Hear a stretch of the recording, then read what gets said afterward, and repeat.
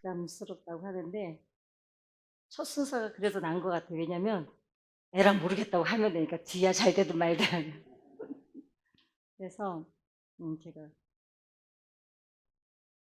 저는 이제 찬양 가수니까 저는 뒤에 말씀 순서하실 분들이 말씀 좋게 많이 해주실 줄 믿고 저는 이제 여러분들하고 찬양을 좀 많이 했으면 싶습니다. 어떠세요? 가사, 예. 가사만 할 수 없습니다.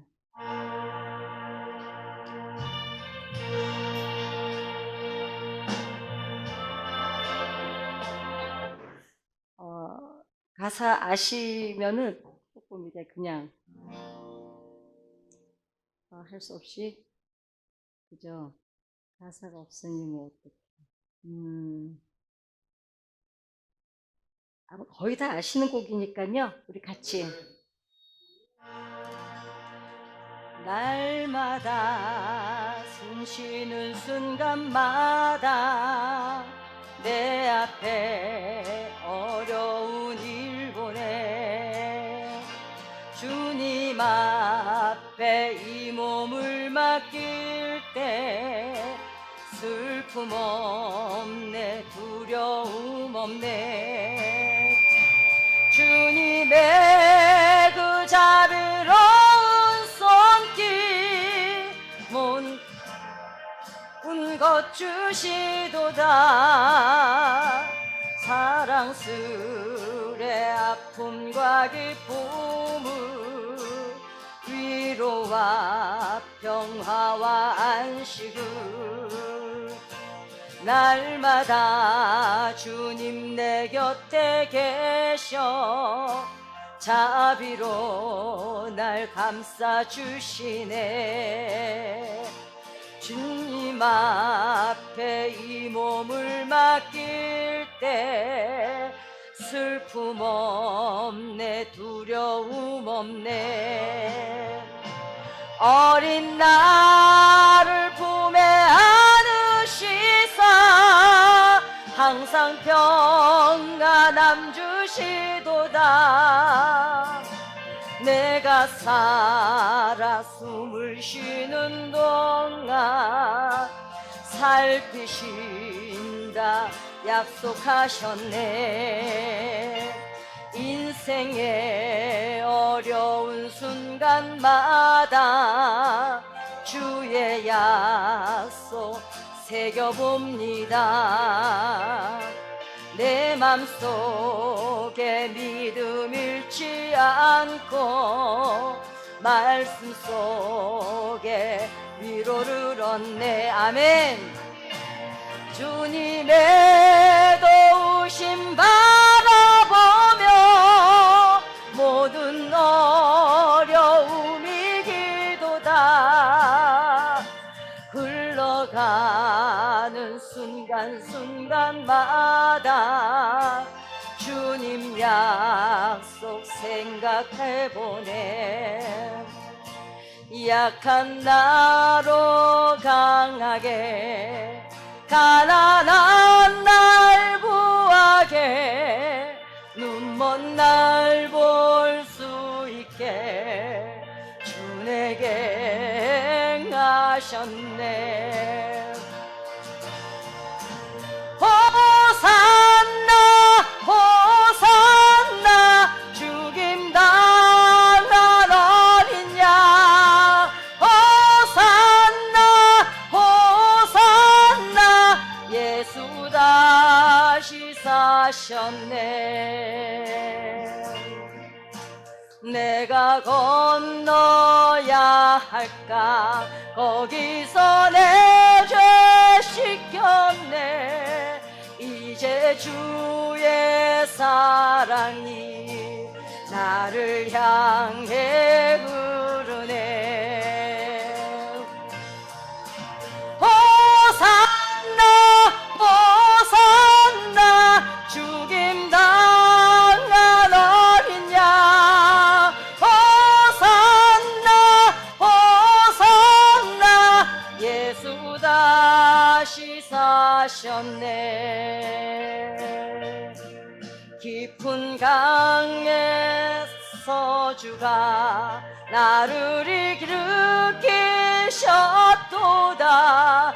구원의 노래 부르리. 예수 자유 주셨네. 호산나 호산나 죽임당한 어린 양. 호산나 호산나 예수 다시 사셨네.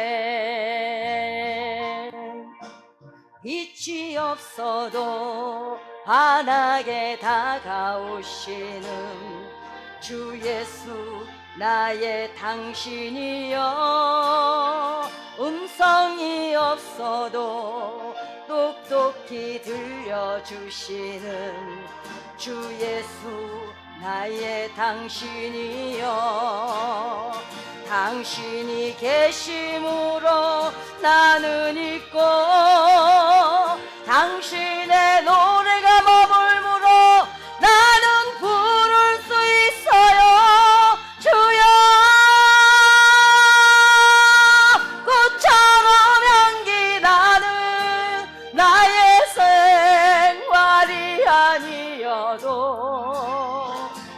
나는 당신이 좋을 수밖에 없어요. 주 예수 나의 당신이여. 나는 없어도 당신이 곁에 계시면 나는 언제나 있습니다. 나는 있어도 당신이 곁에 없으면 나는 언제나 없습니다.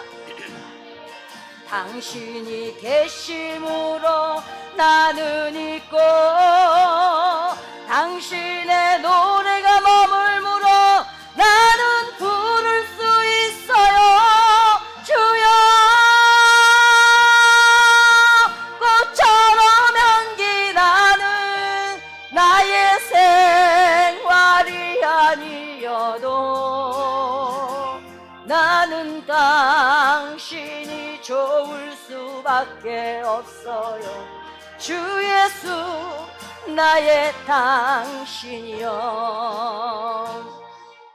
넘지 못할 분노 있거든 주님께 맡기세요. 참지 못할 슬픔 있거든 주님께 맡기세요. 우리 가야 할 길은 멀고도 험하여 허덕이며 가야 하는 우리 인생인데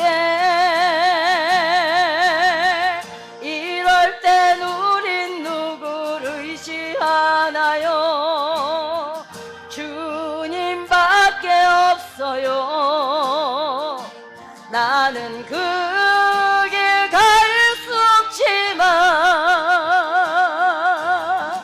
주님이 대신가요? 참지 못할 슬픔이 있거든 주님께 맡기세요. 참지 못할 슬픔이 있거든 주님께 맡기세요. 우리 살아갈 길은 눈물의 골짜기 내 힘으로 참지 못해 느끼네. 이럴 땐 우린 누구를 의지하나요? 주 왔어요. 나는 그 길 갈 수 없지만 주님이 계신가요?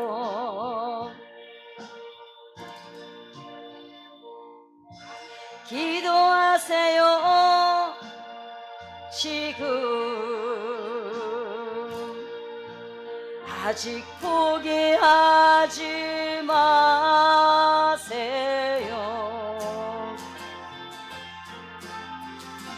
주님 앞에 무릎 꿇고 겸손하게 기도해 보세요. 내 앞길 가로막는 장애물 있다 해도 걱정하지 마세요. 돌아서지 마세요. 슬픔도 고통도 괴로움도 기도로 이겨낼 수 있잖아요. 기도하세요. 기도하세요. 주님은 당신 편입니다.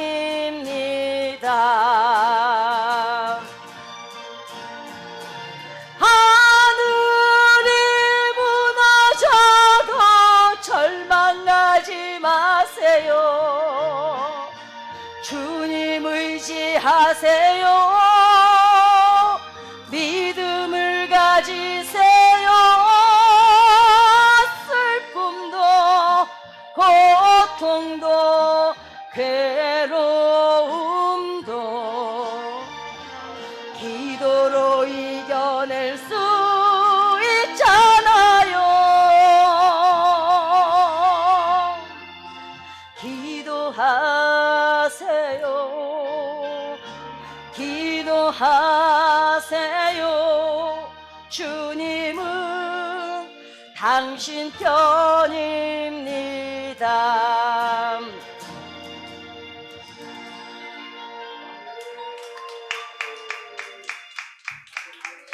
아멘. 아멘. 응? 아니 괜찮아요. 눈물 나가지고.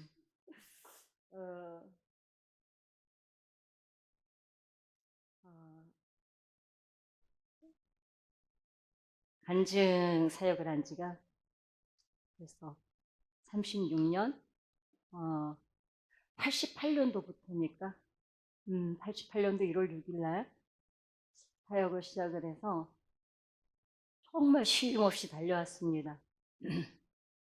달려오고, 93년도에 이제 조용기 목사님이 살아계실 때 신학을 하라고 그러셨는데, 저는 그 신학이 너무 싫었어요. 근데다가 또 그때 당시에 이렇게 목사님들 간증을 들어보면 뭐라 그러냐면 하다 안 돼서 왔다는 거예요. 난 그 말이 너무너무 싫은 거예요. 또 하다 안 돼서 오는 신학 하고 싶지 않은 거예요. 그리고 그때는 이제 88년도 시작해서 93년도면 제가 그 당시에 국민일보에 광고란에 한 3년은 항상 제가 나와 있을 때였어요. 막 너무 많이 스케줄을 뛸 때라 1년에 거의 700교회 이상을 다녔으니까. 그러니까 굳이 내가 신학을 가야 된다고 생각을 안 했습니다. 근데 언제 이제 문득 신학이 걸리냐면 뭐가 안 될 때. 사람들이 다 또 그때마다 신학 안 해서 그런다고. 또 그 말이 또 너무 듣기 싫은 거예요. 그냥 그래도 가기 싫은데. 그래서 제 동생을 신학을 보냈어요. 그래서 제 동생이 유학까지 다 갔다 와서 지금 저희 교회에서 같이 저랑 전도사로 사역을 하고 있습니다. 저희 그러니까 순복음 교단은 결혼을 안 하면 목사 안수를 일단 받지를 않습니다. 그래서 제 동생은 아직 60이 다 돼가는데 아직 49살에 공부가 끝났거든요. 이게 화어링이 너무 나는 것 같아요, 마이크가. 네. 그래서 근데 그게 뭐 하나님 계획하시면, 그리고 또 저는 제가 이제 아니 이거 이 귀 때문에 그렇고 저분이 해결하셔야 되는 거예요. 예. 네, 선교사님이 아니고 예, 저기 촬영 기사님, 감독님이 해결하셔야 되는 거예요. 이제 어 근데 이제 제가 전적으로 제가 신학을 안 하려고 한 거는 사실은 더 깊은 문제가 있었습니다. 이제 그게 뭐냐, 딱 좋아요. 어떤 문제냐면 저는 이제 강원도 정선에서 태어났거든요. 근데 저희 그 엄마 아버지가 제가 12살 때 돌아가셨어요. 그래서 이제 5남매인데 고아가 됐죠, 5명이. 그래서 이제 저만 서울로 되게 부잣집에 양녀로 왔습니다. 아들만 넷 있는 집에. 그러니까 제가 왜 선택을 받았냐면 똑똑하다고. 그냥 볼 땐 되게 똑똑해 보이는데 아직도 구구단을 못합니다. 머리가 나빠요. 저는 그 숫자 난독증이 있어가지고요. 어, 그 성경을 읽으면 그대로 사진을 찍어서 외워버리는데 회의 그 숫자가 들어가면 무조건 저는 멘붕이 와서 돈도 못 쉬어요. 돈도 한 5만 원, 5만 7천 원 넘어가면 계산을 할 줄을 모릅니다. 이게 사람들이 진짜냐 그러는데 남이 뭐 계산 못하는 거 설마, 그죠? 어찌됐거나 이제 똑똑하다고 저만 서울로 보내줘서 저희 오남매가 27년을 헤어져 살았거든요. 그랬는데 저희 엄마가 돌아가실 때 저희 강원도 정선에 감리교회가 아주 오래된 교회가 있습니다. 100년도 넘은. 그러니까 그게 제 모교입니다. 근데 이제 저희 엄마가 돌아가시기 전에 그 목사님이 신방을 오셨어요. 신방을 오셨는데 우리 엄마가 목사님에게 이렇게 물어보는 거예요. 죽는 건 하나도 안 무서운데 새끼들을 두고 무서워서 못 죽겠어요. 그래서 우리 엄마가 막 우는 거예요. 그러면서 목사님한테 뭐라고 하냐면 하나님이 우리 애들 저보다 더 잘 키워줄까요? 이렇게 물어봐요. 그러니까 목사님이 우리 엄마한테 그럼요. 하나님이 훨씬 더 잘 키워줄 겁니다. 결론적으로 말씀드리면 저희 오남매는 제가 전도를 다 해서 뭐 원사 되고 주의 종이 2명이나 있고 저까지 3명 있고 이제 결론은 그렇게 됐습니다. 그리고 이제 목사님이 가시고 났는데 우리 엄마가 이제 성경 찬송가를 저를 주는 거예요. 그러면서 왜 이러죠. 부모가 보는 자식이 있어요. 요즘에는 한둘밖에 없지만 옛날 여러 명 나면 부모가 딱 보는 자식이 있다 그래요. 근데 저희 엄마가 성경 찬송가를 12살짜리 저한테 그 성경 찬송가를 주는 거예요. 그 성경 찬송가를 주면서 뭐라 그러냐면 교회 빠지지 마. 교회 잘 다녀야 돼. 그러면서 하는 말이 그 12살짜리 저한테 제 지금 막내 동생, 저랑 우리 교회에서 같이 사역하는 제 동생을 저한테 부탁을 하는 거예요. 상수는 다른 데 보내지 말고 네가 데리고 다녀. 근데 그때는 그게 무슨 말인지를 몰랐어요. 근데 나중에 이제 커서 생각해보니까 우리 엄마는 알고 있었던 거예요. 우리 엄마 아버지가 다 돌아가시고 나면 5명의 애들이 다 흩어질 거라는 거예요. 그러니까 이제 우리 엄마는 그 5명 중에 언니가 위로 둘 있고 오빠가 있는데 저한테 그 12살짜리에게 그 막내 동생을 맡기는 거예요. 그게 이제 유언이셨던 거죠. 그 동생을 29, 8살에 찾아왔어요. 그래서 제 동생이 그때부터 국민학교밖에 안 나와 있어서, 저희는 국민학교 세대죠. 국민학교밖에 안 나와 있어서 놀라셨어요? 제가 국민학교 세대라? 초등학교 세대 같죠? 그럴 때, 제 동생이 중학교 검정고시부터, 그때부터 중학교 검정고시, 고등학교, 대학교, 대학원, 유학. 그리고 이제 공부를 하다가 49살이나 돼서 이제 사회복지사까지 다 공부가 끝난 거예요. 그러다 보니까 결혼을 놓쳤어요. 그래서 지금 이제 67년생이니까 네, 혹시 좋은 혼처가 있으면 그래서 그 헤어져 사는 동안에 저는 세상에서 가난한 게 제일 무서운 줄 알았거든요. 왜냐하면 우리가 가난했기 때문에 한 곳에서 못 살았잖아요. 다 흩어져서. 저는 가난한 게 제일 무서운 줄 알았는데 가난한 것보다 더 무서운 게 있어요. 사람이 보고 싶은데 못 보고 사는. 저는 평생을 가슴에 면도날을 하나 가지고 사는 거예요. 바람만 불어도 그 면도 나중에 심장을 긋고 지나가고. 강원도 정선이란 말만 들어도 심장에 연도나리가 꽂히는. 며칠 전에 제가 이제 지금은 이제 제가 학교에 휴지 좀 주세요. 있어요? 여기 있구나. 제가 이제 그 청소년 사역을 하고 있습니다. 저는 이제 지금은 상담사입니다. 지금은 상담사인데 지금 이제 전문 상담사입니다. 이제 미술 심리 상담도 하고 있고 상담을 한 20년 넘게 공부를 해서 지금 학교에 나가고 있습니다.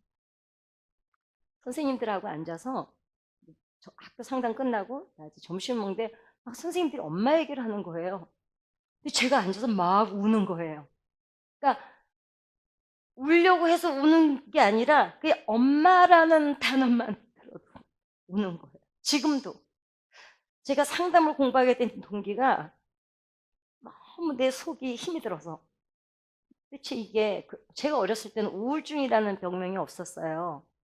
뭐 공황장 이런 건 알지도 못했습니다. 그죠? 그래서 저는 만성 우울증을 30년을 넘게 알아왔던 거예요. 5학년짜리가 엄마 아버지 죽는 걸 눈앞에서 봤거든요. 그러니까 그때부터 제가 우울증을 알았다는 걸 나중에 병원에서 치료를 받으면서 알았어요. 왜 우울증이 이렇게 심한데 지금까지 방치하고 있었는데 나는 내가 우울증인 줄 모르고 제가 성격이 좀 이상한 사람인 줄 알았어요. 그래서 이제 그 담당 선생님이 약을 먹을 정도는 아니니까 한번 상담을 받아봐라. 그래서 결국은 상담을 아예 공부를 하게 돼서 오늘 제가 이제 전문 상담사가 됐습니다. 사람 그리운 거, 그 불안장애가 너무 심했어요. 그리고 제가 안 좋아하는 사람은 괜찮아요. 근데 제가 조금이라도 좋아하는 사람이면 막 집착을 해요. 이 사람이 떠나갈까봐 죽을까. 왜냐하면 제가 사랑했던 사람들은 다 죽거나 떠났거든요. 제가 지금 양녀로 왔는데 제 그 양부모님이 제가 대학 2학년 1학기 때 제가 이제 대학에서는 피아노를 전공을 했거든요. 저만 놔두고 다 이민을 가버렸어요. 그러니까 파양을 당한 거죠. 제가 3년 동안 호적이 없었다는 걸 몰랐어요. 파양을 당하면 호적이 없어지는 거더라고요. 지금은 어떤지 모르겠는데 제가 파양당했을 때만 해도. 근데 저는 제가 그렇게 유령인간으로 3년을 산지도 모르고 그냥 호적도 없이 살은 거예요. 파양당한 채로. 엄마 아버지가 죽는 거 봤던 그 충격보다 그 충격이 저한테는 더 컸어요. 그러니까 그냥 삶이 상처투성인 거예요. 그때 생각한 게 그럼 대학 2학년 피아노는 레슨을 받지 않으면 졸업을 할 수가 없어요. 공부를 이어지질 않습니다.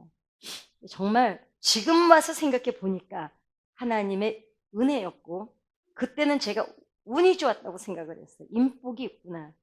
그래서 이제 어떤 교수님 댁에 가정교사로 들어가면서 이제 피아노 레슨은 교수님한테 직접 받게 되니까 오히려 저는 더 유리한 조건의 레슨을 받은 거예요.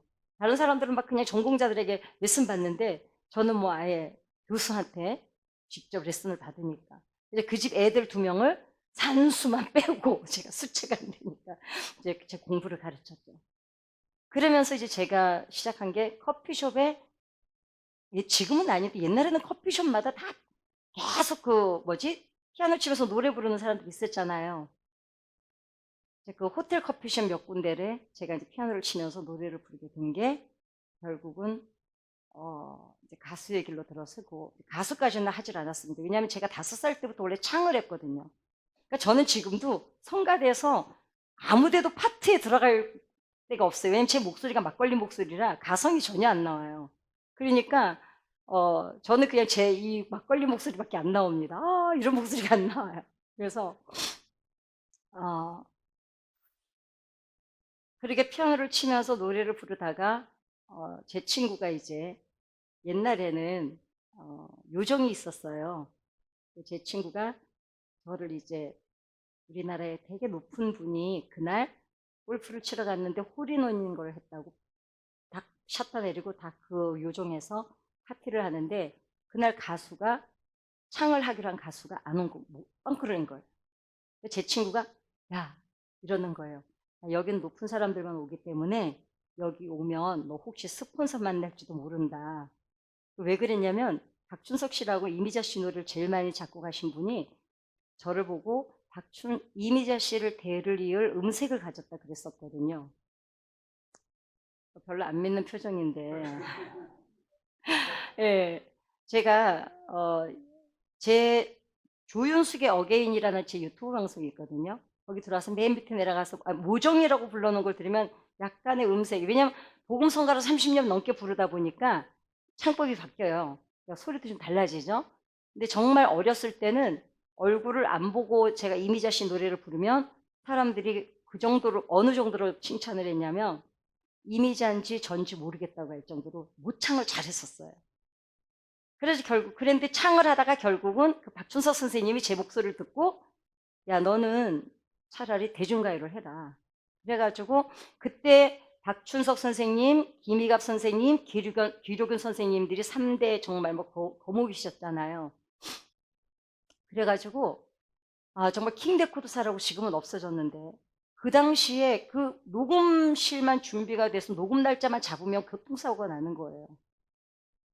이제 그 얘기까지는 제가 다 오늘 해드릴 수가 없고 어찌됐거나 이제 제가 그런데 이제 가수가 되려면 돈이 필요한 거예요. 저는 제가 대중가요를 왜 취입을 곡을 다 받아놓고 안 했냐면 돈이 없는 가수가 TV까지 나오려면은 제가 정말 이런 표현은 정말 미안하지만 야 걸레가 되겠구나. 얼마나 휘둘리는지 온 사방에. 돈 있는 사람들은 또 몰라도 돈이 없는 사람이 거기서 발판을 삼아서 일어나서 TV까지 나오려면 별일 다 겪어내야 되는 거예요. 엔지니어까지 만만히 봐. 가수 지망생을. 그래서 전 딱 잘라버렸어요. 안 했어요. 왜냐면 제가 또 약간 강단이 있어요. 제가 여자라도 약간 테스토스테론이 많이 나와서 남성 호르몬이 많이 나오는 성격이라 제가 좀 결단력이 있습니다. 이렇게 할 거면 나는 가수 안 하겠다. 그랬는데 그리고 이제 노래만 부르다가 그날 그 요정에서 이제 우리나라에 뭐 정말 그 당시에는 그 그룹이 한 20대 들어갔어요. 그 회장님이 이제 제 스폰서가 되셨습니다. 그래서 한창 강남에 그 테헤란로 길 닦을 때요. 언제였냐면 아스팔트만 쫙 깔아놓고 가운데 아직 가로수 안 심었을 때 그때 제가 거기에 있었거든요. 그래서 거기에서 저는 술집에 나가서 술장사는 안 해봤습니다. 룸사롱을 운영을 했죠. 제 친구, 저를 그 술집으로 불러낸 친구가 현장에서 장사를 하고 저는 이제 그 스폰서 되신 회장님이 돈을 대주고. 근데 그 3년 한 반 정도를 저는 광기의 시간이었던 것 같아요. 자책감, 수치심, 나 결국은 이것밖에 안 되는구나. 결국 나는 바닥 인생밖에 안 되는구나. 죽어라고 그 대학을 졸업하려고 했던 이유는 좀 신분을 바꿔보고 싶었어요. 부활하는 거, 아무도 없다는 거, 가난하다는 거. 근데 그 당시는 대학밖에는 제 신분을 바꿔줄 게 없더라고요. 그랬는데 결국은 뭐야? 대학 졸업해도 나는 어떤 남자의 내연녀고 술집의 사장이고 밑바닥. 결국은 나는 여기구나. 그래서 죽을 것처럼 술을 마시고 살았어요. 저는 365일이면 400번을 나이트클럽을 갔어요. 그러니까 늘 죽어야겠다는 생각, 그러니까 근데 그게 나중에 보니까 그게 우울증 증세가 너무 심해서 그랬던 거더라고요. 정말 돈이 그때 강남에 막 쓸어 담을 때예요, 용업소들이. 돈을 정말 많이 버는데요. 예, 그때 당시는 뭐 그때 88년도니까요. 86년도부터 7년도 아마 테헤란 놓고서 길 닦았을 때요. 진짜 일본에서 그때 한창 그 일본 사람들 많이 들어오고 아무튼 그 바닥이 아무튼 거기가 요정 끝나면서 룸사롱 시작될 때니까. 네, 어찌됐거나 제가 동부 이촌동에 한 60평이 된 아파트에 살았는데 안방 방바닥에 돈을 100만 원, 200만 원씩 신문에 싸갖고 방바닥 쫙 다 깔고 살았어요. 이 사람 지금 생각해보면 너무 유치하잖아요. 근데 그때는 한번 그래보고 싶었어요. 그놈의 돈 한번 밟고 살아보자. 근데 그 신문에 싸서 돈을 깔아놓고 밟아보면요, 그 푹신푹신한 느낌이 너무 좋은 거예요. 근데 이제 와서 생각해보니까 세상이 주는 기쁨이라는 게 그렇게 짧더라고요. 한 보름 지나니까 거기다 돈 깔아놓은 것 자체를 잊어버리더라고요. 돈 위에서 자고 돈 위에서 걸어 다니는데 막 정말 한 열흘 동안은 나 이제 여한이 없다. 다 와. 막 이제 이런 게 있었어요. 근데 좀 지나니까 이따 줄게 또 뭐라고. 그러니까 우울증이 너무 깊으니까 계속 허무한 거예요. 허무한 거. 근데 저는 그때 그게 우울증인 줄은 몰랐죠. 열흘 가는 붉은 꽃 없고 10년 가는 권세 없다 그러죠. 그 바닥에서 호스테스나 마담들이 그랬대요. 저 얼굴 더럽게 못생긴 애가 노래 하나 잘해가지고 팔자 고쳤다. 근데 제가 거울을 아무리 봐도 그렇게 더럽게 생기진 않았거든요. 뭐 그 정도로까지 못생기진 않은 것 같은데 얼굴 더럽게 못생겼는데, 근데 그 당시에 강남의 호스테스들은요, 요즘 탤런트들이요, 비교가 안 돼. 만들어 놓은 애들 같아. 거의 대학생이 60%였어요. 회사원, 뭐 그 얘기 다 까발리면 난리가 날 거야, 아마. 그 바닥이 그랬었습니다. 뭐, 거의 정말 대학생들이 많았어요. 거기 알바에. 얘네들이 왜 그래요? 부모는 모르죠. 명품 사고 싶고, 돈 마음대로 쓰고 싶은데 부모가 주는 거는 모지라고. 그러니까 이제 거기는 돈이 막 밟히고 다닐 때였거든요, 그 당시가. 어찌됐거나 저는, 무당이 저를 보고 뭐라 그러냐면, 제 팔자가 무당 팔자 되는 거예요. 10살 전에 제가 무당이 안 돼서 우리 엄마 아버지를 제가 잡아먹었다는 거예요. 그건 무당 나빠요. 왜냐면 제가 10살 전에 뭘 알아서 우리 엄마 아버지를 잡아먹겠어요. 그래서 저보고 무당이 돼야 된다는 거예요, 지금이라도. 그래야 오래 산다는 거예요. 안 그러면 단명을 한다는 거예요. 그런데 아이들은요, 먼지를 묻혀도 교회 먼지를 묻혀서 키워야 돼요. 왜냐하면 제가 그 당시에는 그 술집을 나가기 시작하면서 우리 엄마가 준 성경 찬송가 막 저런 달력, 교회에 가는 거 다 보따리에 써서 버렸어요. 왜냐하면 하나님이 있다는 게 더 화가 났었어요. 그 하나님이 있다는데 왜 내가 이렇게 살아야 되나 싶었어요. 하나님이 있으면 적어도 우리 엄마가 그렇게 부탁하고 죽었는데 우리를 좀 봐줘야 되지 않겠나, 그딴 생각이 있었거든요.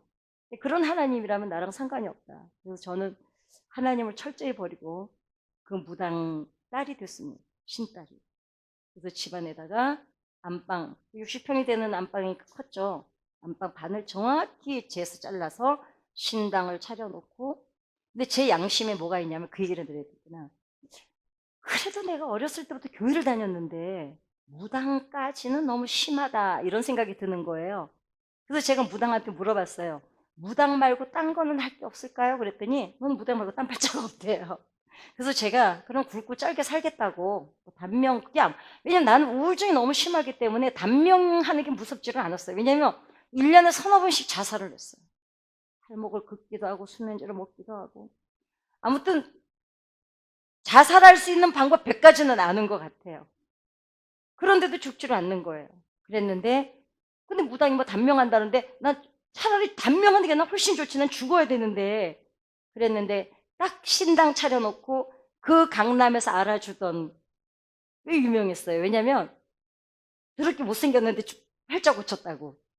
그러니까 뭐 이뻐서 유명한 게 아니라 저런 애도 저 무슨 스폰서한테 제대로 만나니까 저렇게 사는구나, 이런 걸로 이제 마담들이나 호스테스들이 부러워하던 여자였거든요. 희망을 가졌어요. 야, 우리 얼굴이면 저보다 낫겠다, 이렇게. 그랬는데 딱 3개월 망하는데 3개월 걸리더라고요. 그 3개월을 지금도 잘 기억이 나질 않아요.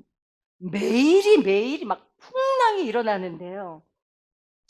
붉은 꽃, 열흘 가는 붉은 꽃 없고 10년 가는 권세 없었죠. 결국은 주민등록증까지 제가 다 불에 태워버렸어요. 내 흔적을 안 남기려고. 그리고 마지막 사업들이, 지금은 사업들이 소주가 없는데 옛날에는 사업들이 소주가 있었어요.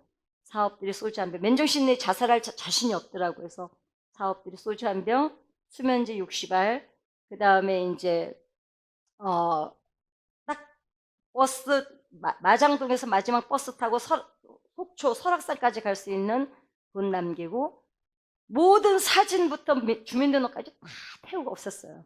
내가 어디에서 죽어도 아무도 나를 흔적을 우리 가족에게, 뭐 가족이 이제 어떤지도 모르니까. 그런데 설악산에 가면 혹시 이렇게 설악산 올라가시다가 우측에 유스 호스텔이 있고요. 길 하나 도고 밑에가 깨울이거든요. 여기 교회가 하나 있어요. 첫 번째 보이는 길. 지금은 어떻게 됐나 모르겠는데 그때는 그 교회 하나밖에 없었습니다. 어두워지면은 죽으려고, 개울가에 내려가 죽으려고 길가에 이렇게 앉아 있는데 그 세면길만 이렇게 갈라진 틈새 있잖아요.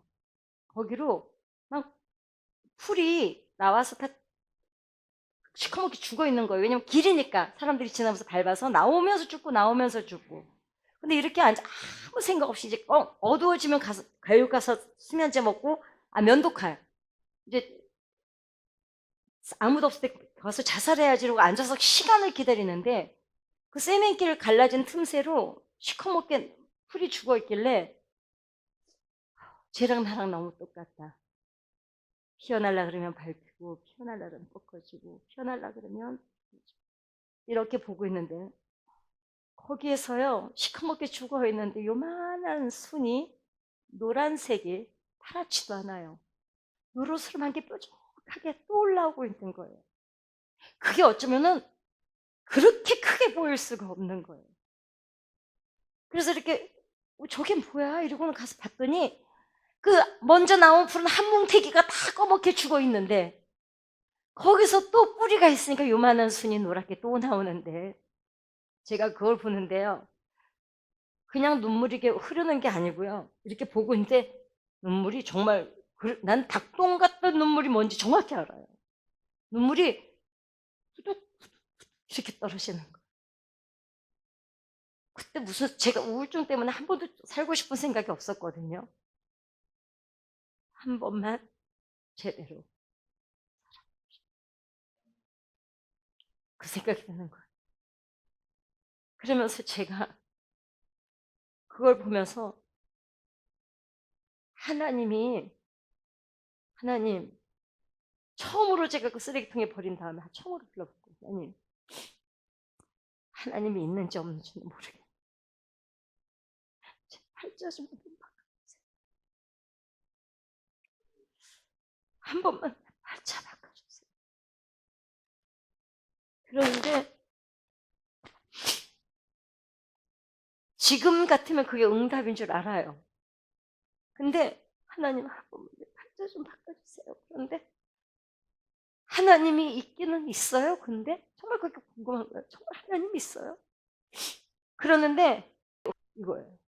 하나님이 진짜 있는 거예요. 근데 그래 누가 앞에서 그래 그러는 것 같은 거예요. 근데 그 순간에 부해가 확 나는 거예요. 하나님이 있는데 내 팔자 왜 이래요 그럼. 갑자기 화가 막 정말 분노가 확 올라오는 거예요. 그러면서 하나님이 있는데 그럼 내가 이랬던 거예요? 그러니까 이제 그러면은 나 죽어버릴래. 이제 반항심 지금 생각해보면 반항심 같은 거였어요. 나 죽을래 막 이제 이러는 거. 그래서 어두워지거나 말거나 내가 죽어버리자 해가지고는 이제 소주 사업들이 면도칼, 동네 끄는 면도칼, 수면지 60알 등 가방을 들고 거기를 이렇게 내려갔는데 거기 교회가 하나 있는 거예요. 근데 그 교회에 들어가서 한 바퀴 돌고 되게 많이 울었어요. 계속 울면서. 근데 죽을 거야. 그래가지고 개울가로 갔습니다. 개울가에 앉아서 약을 소주를 먼저 먹어야 되니까. 그런데 거기 앉아 있는데 우리가 왜 사진을 이렇게 쌓아놨다고 치면 커지잖아요. 아주 짧은 순간인데 우리 엄마가 우리 엄마 엄마 죽지 마, 엄마 죽는 거야. 막 그 장면부터 오늘까지 내가 평소에 기억조차 않았던 그 장면이 지나가는데요. 그래서 그때 이렇게 생각했어요. 내가 죽을 때가 되니까 다 이제 기억이 나는구나.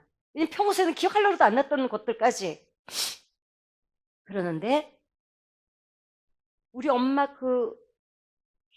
막 숨 넘어갈 때 제가 우리 엄마 숨 넘어가는 걸 봤거든요. 우리 엄마한테 제가 물어봤어요. 엄마 죽어? 이랬더니 우리 엄마가 어느 순간부터 말을 못 하더라고요. 숨을 막 몰아쉬는데 그게 이제 마지막 죽어가는 모습이었거든요.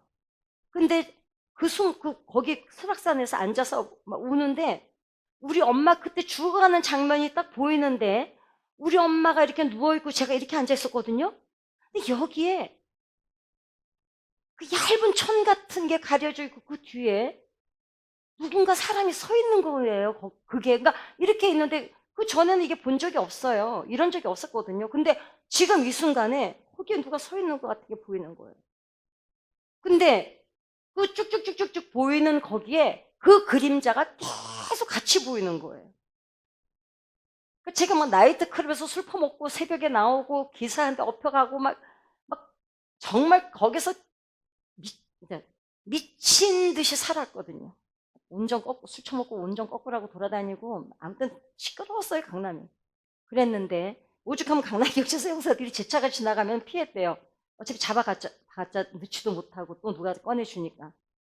그랬는데 지금 이 순간에 이 앞에 누가 그 그림자가 또 서 있는 거예요.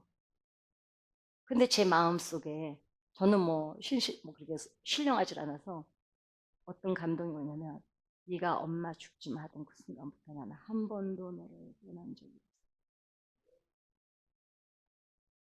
아,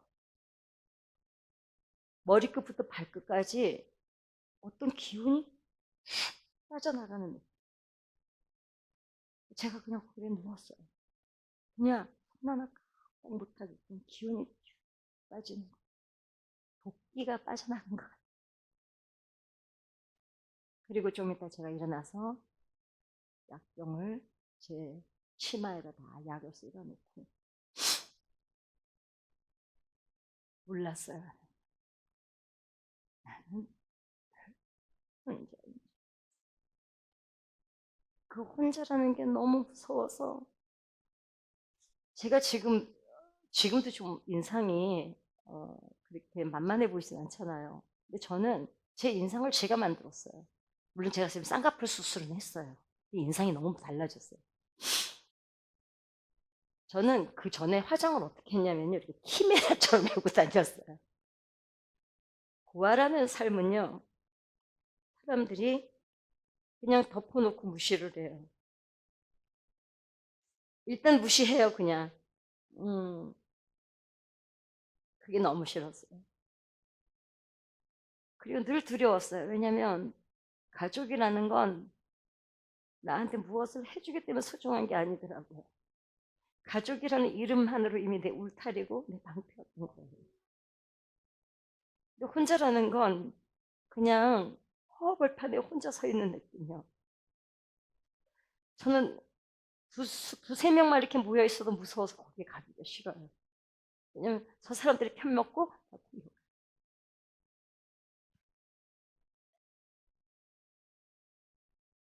그때 제가 약을 회개인 저는 그 당시에는 회개가 뭔지를 몰랐어요. 반성이었던 것 같아요. 그냥 그러니까 우리가 하나님께 은혜를 받았던 게 뭐는가 봤더니 지금 생각해 보면 그게 은혜인 것 같아요. 내가 누구인지를 깨닫는 게 은혜인 것 같아요. 갑자기 너무 부끄러운 거예요. 하나님 앞에서 내가 너무 부끄럽고 너무 창피한 거예요. 그래서 하나님이 뭐부터 내가 하나님한테 미안하다는 말을 해야 될지를 모르겠는 거예요. 그래서 제가 하나님 술 안 먹을게요 이제부터. 제가 그랬어요. 담배 끊을게요. 그리고 나이트클럽 안 다닐게요. 노름 안 할게요. 제가 막 빠친코부터 노름이란 노름 다 휩쓸고 다녔었거든요. 그러니까 그 바닥에서는 그게 멋있는 삶이었어요. 뭐 돈은 있고 할 일은 없으니까 이제. 그랬는데 어느 순간부터 아무 말도 못하게. 그것까지는 쉬운 반성이었어요. 자꾸 돌아가다 보니까 이제 내 입으로 나 이런 죄를 지었으니 하나님 용서해 주세요라는 말을 못하는 짓거리들을 너무 많이 하고 사는 거예요.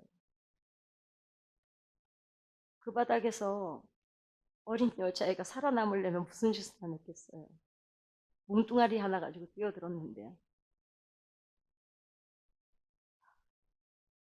제가 하나님 앞에 이렇게 울었어요. 저 그냥 죽어요. 설령 하나님이 용서해 주셔서 내가 다시 산다고 해도 나는 그걸 한 번도 의식을 안 하고 살았는데 내 입으로 다시 뱉으면서 내 살아오는 걸 보니까 내가 수치스럽고 내가 너무 싫어서 살기가 싫은 거예요. 살아있다고 해서 살고 싶지 않은 거예요. 그래서 제가 그냥 죽어요. 그러면서 제가 막 우는데 괜찮아. 네가 너무 어렵잖아. 네가 너무 몰라. 제가 상담을 공부를 시작한 이유에 네가 너무 어렸잖아. 네가 너무... 저는 마음을 만져주시는 하나님을 그때는 현상을 보고 뭐라고 하시는 하나님이 아니라 내 저 마음속 깊은 곳에 나도 꺼내보지 않은 상처를 하나님이 만져주신다는 거.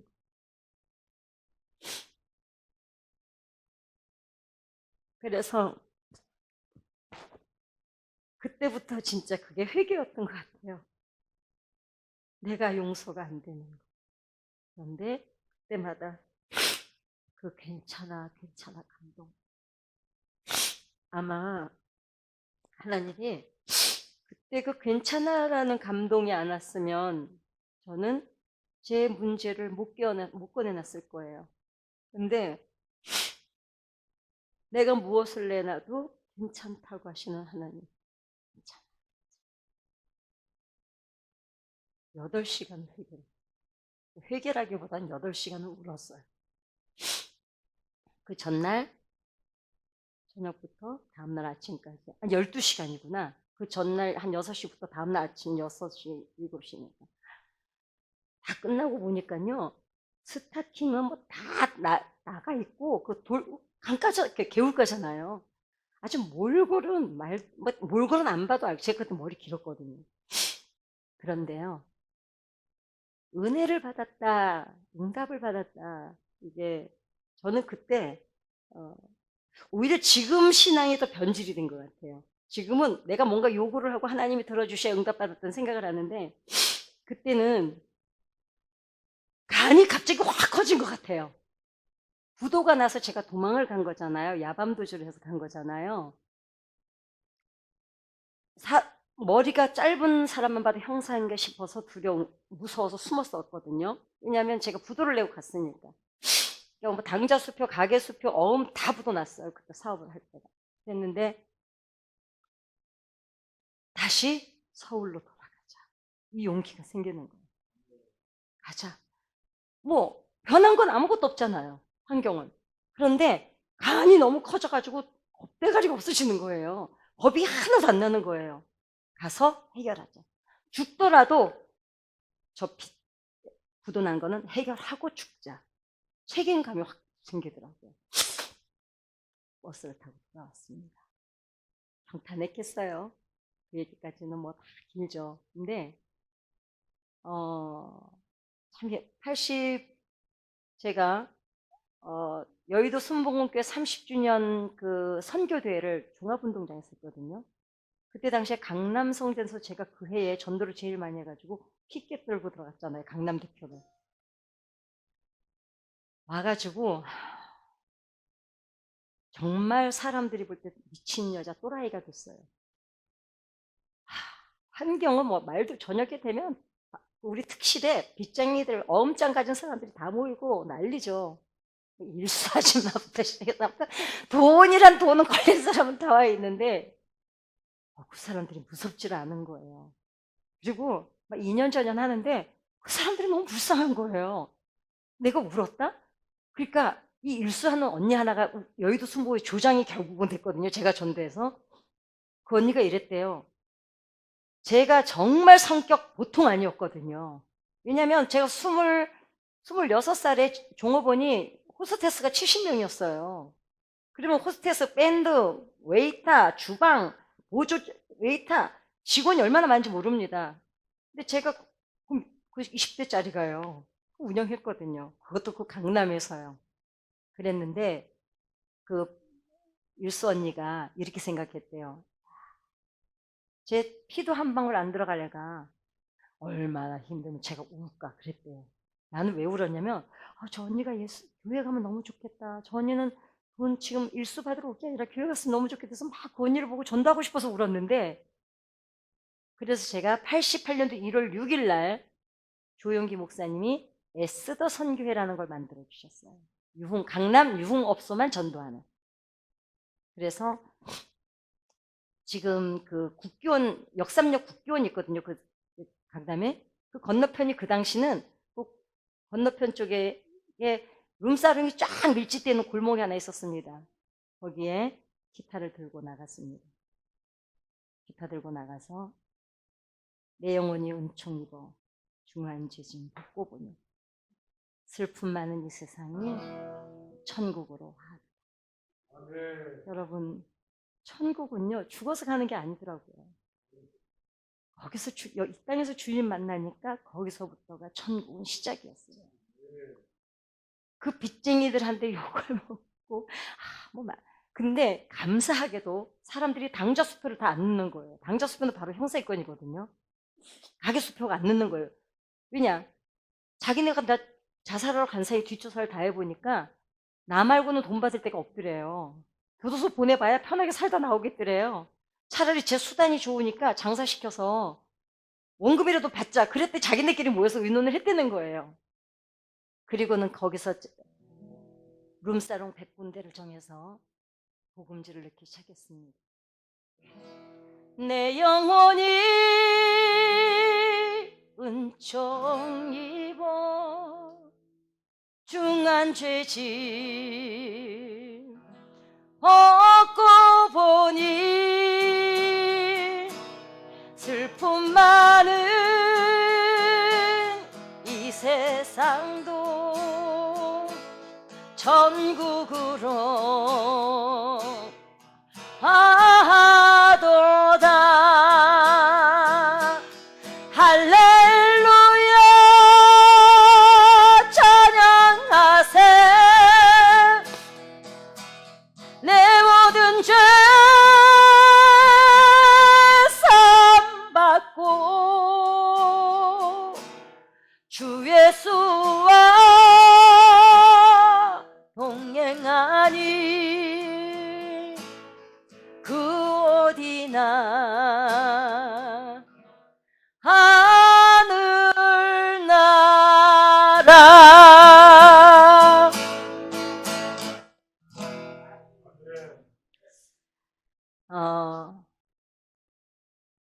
미친 여자 소리 들으면서 전도하러 다녔어요. 강남경찰 형사들이 그랬대요. 야, 쟤 부도 나서 도망갔다가 와서, 그때는 순복음교회 2단 3단 아직도 할 때거든요. 저 2단교회 다니더니 또라이가 해가지고 길에 나와서 노래한다고. 제가 앵간한 중소기업 사장이 와서 사장 노래 듣고 싶다 그래도 제가 노래 안 했었거든요. 왜냐면 제 조윤숙의 어게인인 제 방송에 보면은 그 한우백년 올려놓은 게 있거든요. 근데 그것도 지금은 그 가락도 안 나와요. 정말 그 당시에는 제가 그 한우백년 때 제 유튜브에 보면 우리 목사님이 해놓은 얘기가 있어요.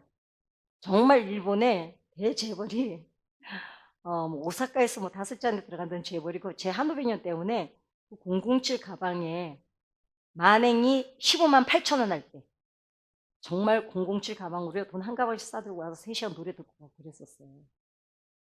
근데 우리 목사님 글로 시집가라 하는데 제가 안 갔습니다. 왜냐면 그때 막 복음성가 가수가 시작됐기 때문에 이젠 다 필요해. 돈도 있어봤고 남자도만 있어봤고 다 소용없다. 다 소용없다. 그 하나님을 만난 기쁨은, 여기서 누리는 그 천국은 돈도 아니었고 남자도 아니었고 아무것도 아니었어요.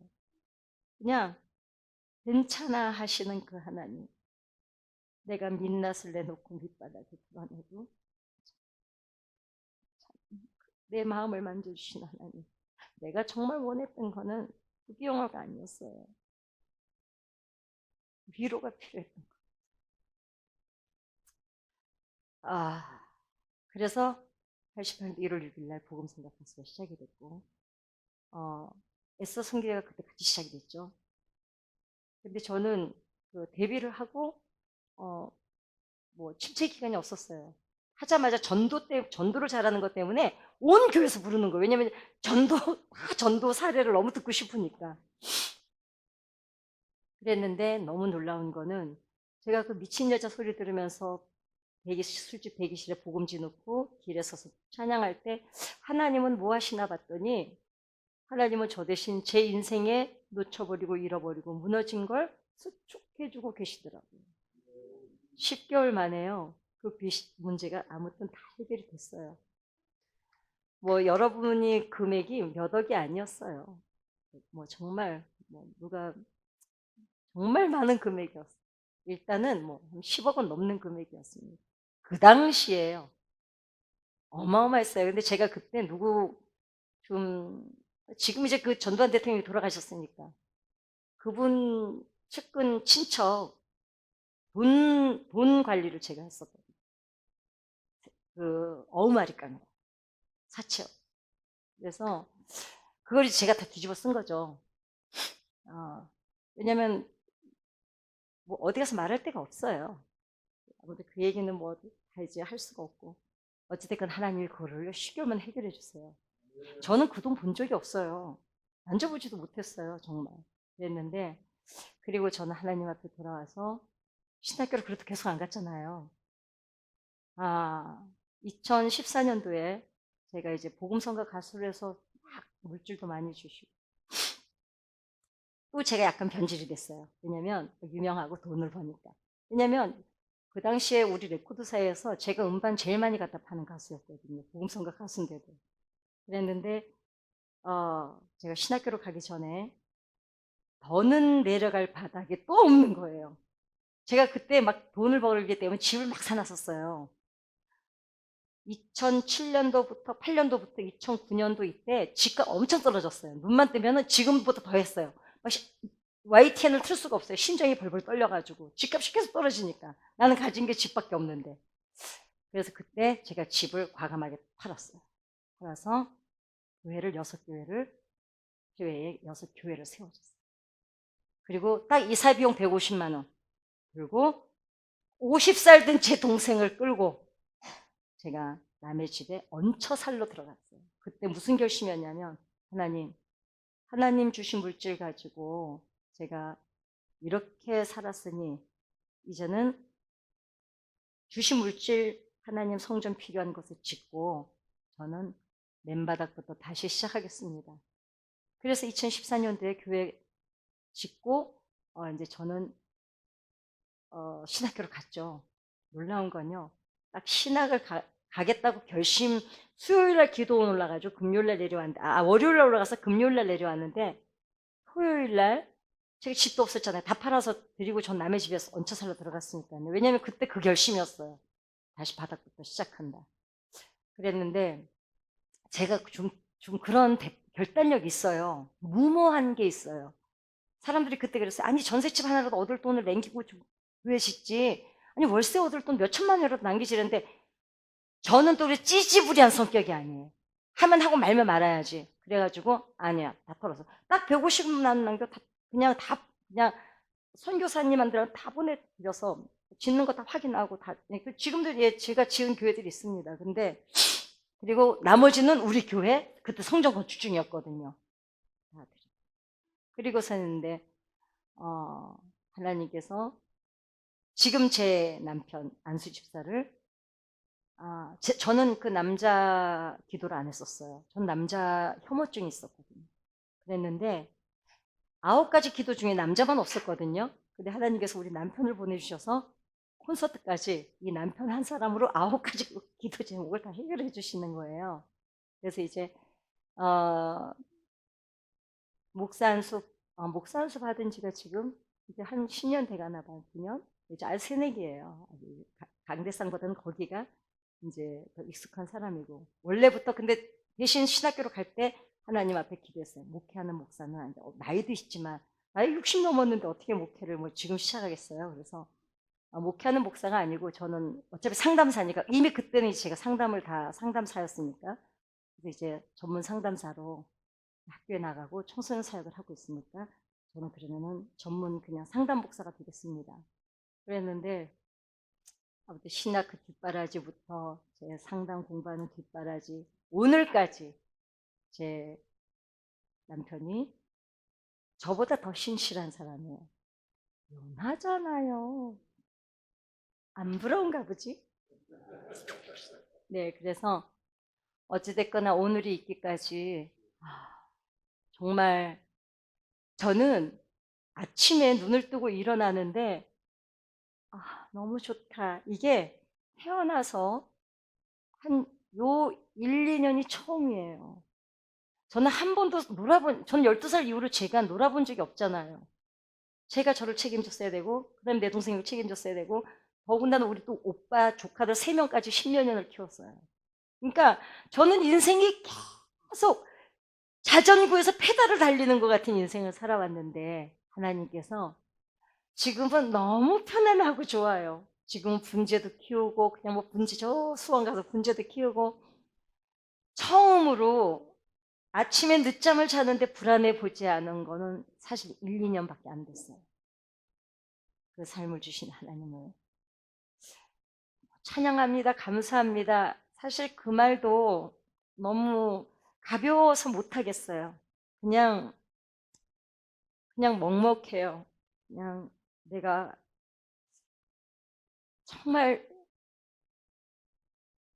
사랑한다라는 것도 어쩌면 어, 어, 그 표현 쓰는 게 좀 쑥스러워 오그라들 정도로, 그러나 그럼에도 불구하고 저는 하나님의 숨결 속에 사는 게 너무 좋습니다.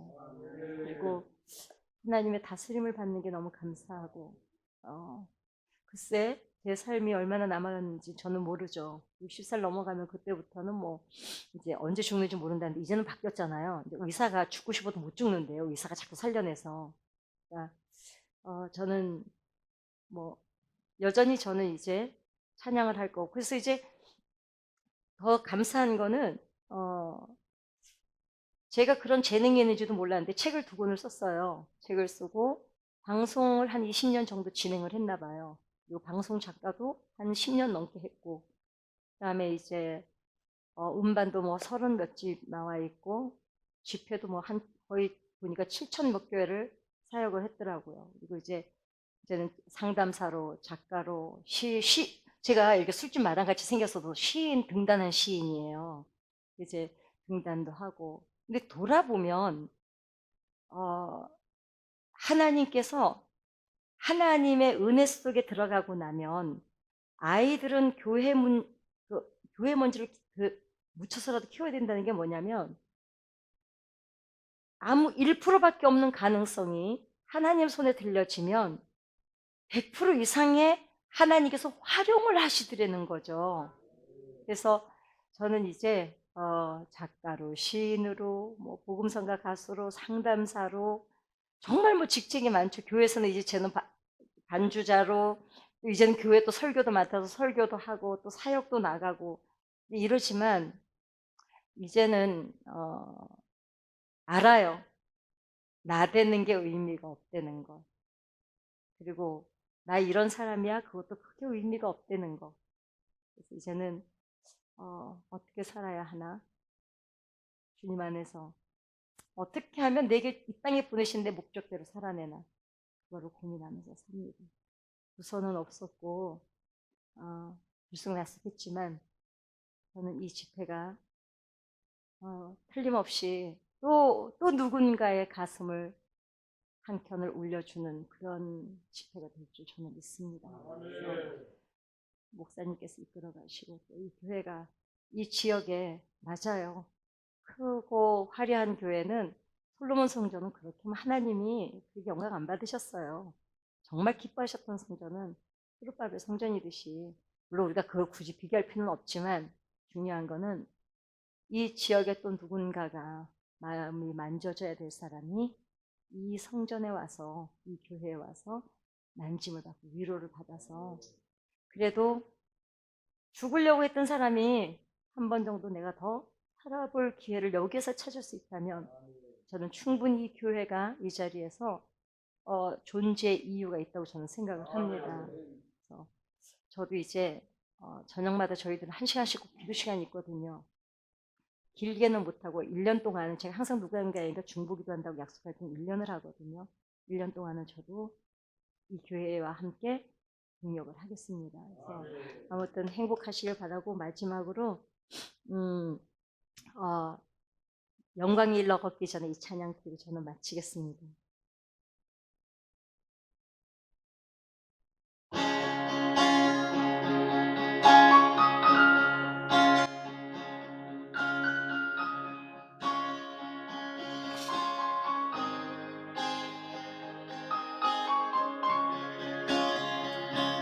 영광의 길 너 걷기 전에 갈보리 길 너 걸어라. 내 모든 것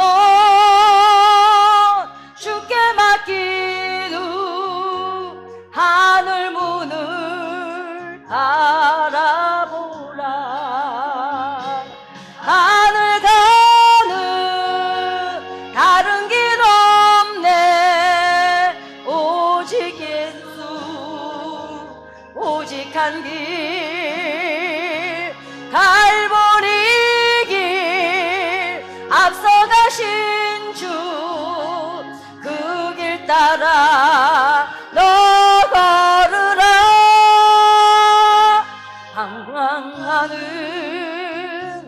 영혼을 위해 십자가에 길이 있네. 죄에 빠진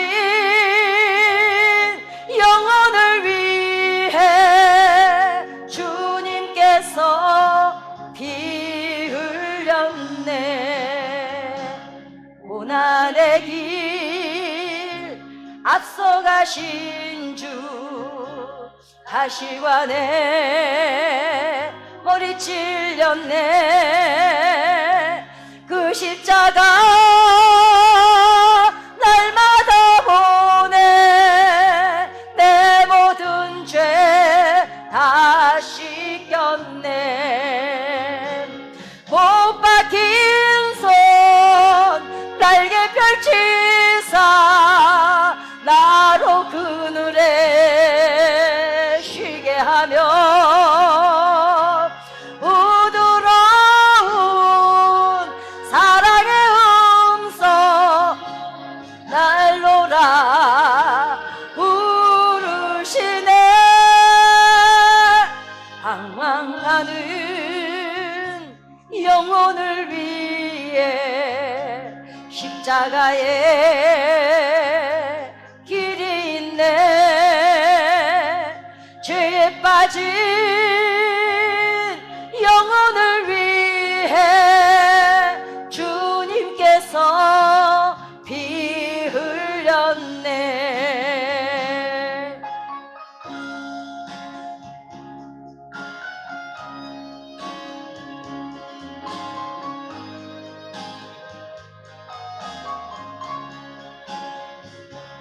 고난의 길 앞서가신 주, 가시관에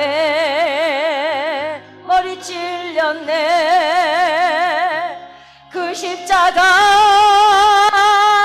날마다 보네. 내 모든 죄 다 씻겼네. 하늘 가는 다른 길 없네. 아만연부 나의 예수, 갈보리 주 말씀하신 내 갈보리 길 나가느라 방황하는 영혼을 위해 십자가에 길이 있네. 죄에 빠진 영혼을 위해